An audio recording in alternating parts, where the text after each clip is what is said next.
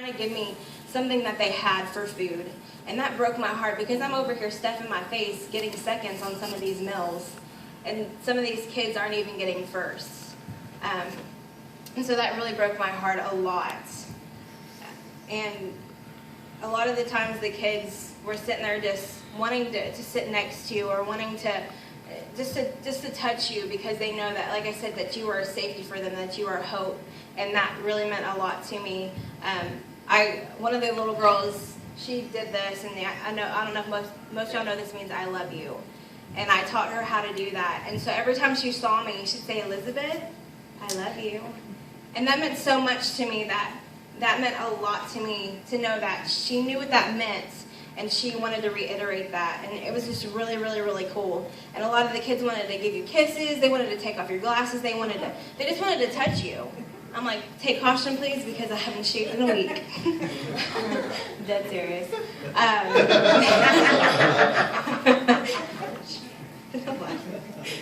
But also it was really cool because God really showed us a lot too, where we didn't have the running water, so we had to take baths in like buckets. We had a legit bucket, and we had to take a bath with that.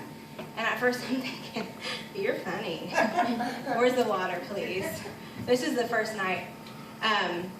And the lady said, no, I'm serious, you really have to take a shower with that. And I was like, oh my Lord, how's this even going to work? It's a bucket. I have hair, it was just crazy. But I realized that I was able to take a bath with that bucket of water. So it made me realize how much water we truly waste over in America.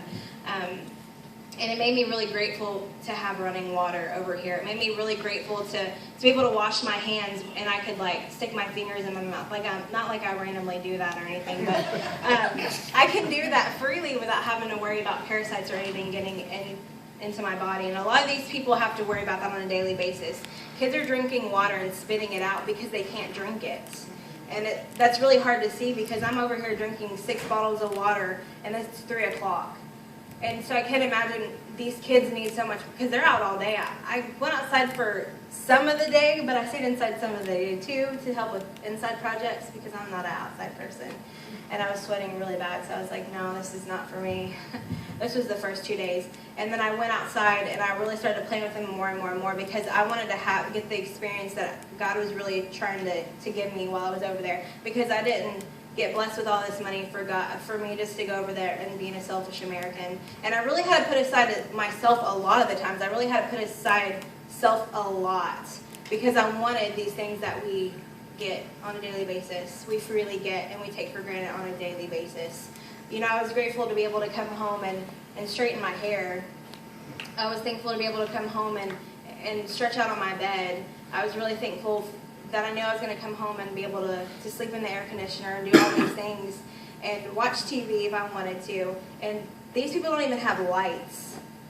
It's crazy to me, and how grateful they truly are, because most of these kids make up games too, which was really cool. They played this rock game, and you have like 5 rocks, and you throw them on the ground, and you try to like catch them all. Well, they're trying to show me this. I'm not understanding their language; they're not understanding mine. So they're trying to teach me, and I'm thinking you have to throw the rock on the ground and catch it. That doesn't work. Rocks don't bounce. So they're laughing at me. They laughed at me, and I thought it was so funny. But then finally, one of the kids took my hands, threw the rock up in there, and showed me how to play the game. And then I just had so much fun with them. We played a rock game for hours, and it was so much fun. I never thought I'd have so much fun with rocks. Whenever we colored, they all colored me pages and gave them to me and stuck stickers all over me, and that was so much fun. Like, there was all these little small things that we were doing that they just loved doing. They wanted to do it for hours. I didn't want to color for hours, but they did. And so, you know, that was self, that didn't want to color for hours, because I could have done other things. I could have been inside playing on my phone. I could have been inside, you know, playing video games. I could have been inside, I mean, they didn't have video games there, but if they did, I would. I could have been inside doing all those things. That was self, but I laid aside that, and I was like, Lord, use me to minister to these kids, because, like I said, this is what they have. This is what, and whenever Americans come over there as well, they think you're rich. They think you're like top of the line, you're white, and they automatically think you're rich. And I didn't really like that, because I'm totally not. I don't have a lot of money. But I would have to say that we are rich in having we're freely able to sit here underneath the air conditioner and have all of these things. Well, y'all are. I don't have them. Y'all get to have them. And freely be able to sit here and do these things, and they don't get to do that at all. Whenever they have church, they have like a generator going, and they have windows open, and it's so hot in there because there's so many people. Like you just want to like get out of the way. And another thing that I thought was really, really, really cool was whenever we went to church on Sunday, I didn't understand a word that these people were saying. None of the songs I could compare to. I'm trying to listen for a beat to know if it's like maybe How Great Is Our God or something like that, but none of them I could relate to. And so I'm sitting there, I'm kind of frustrated. I'm like, Lord, this is stupid. Why am I here? And that's really selfish to say that in a church, right? Like, we're supposed to be Christians. We're supposed to adapt in any church, or we should. And then God was like, really, Elizabeth? Like, how can you not be amazed at all these people that are worshiping me? All these people are worshiping the same God that you worship. And it really hit me at that moment that all these people that are praising God were praising the same God I praise. And sometimes I forget that there is other countries that are hurting, that there is other people that are hurting, and there's other people out there. And so that was a really cool reflection for me in a moment that I knew that those people were praising the same God I was praising. And they had just such hope, and they had such faith that there was going to be restoration for Haiti. Because there's been so much turmoil. Like I said, whenever the earthquake hit, it killed 300,000 people. And I saw a lot of the rubbish and a lot of the stuff that was still there from 2010, right? Does anybody know? Did it happen in 2010? I think so. It happened quite a few years ago. Yeah, 2010, okay. It happened that long ago, but all that trash you saw, that was still from that earthquake. That was still because they never cleaned it up.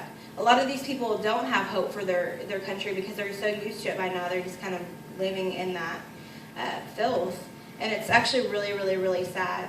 But God gave me this verse before I even went over there. And like I said, I didn't even realize that it was as bad off as it was. I didn't look at pictures or anything, and I really should have prepared my heart because what I saw was so much more than I could ever think or imagine.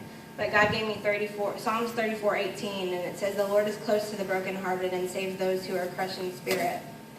And I really believe God gave me that verse to go over there and give it hope to the missionaries that God is going to heal their broken land. Because a lot of these people have hope, and a lot of people come over there to help Haiti, but you can't really help somebody that doesn't want to get helped.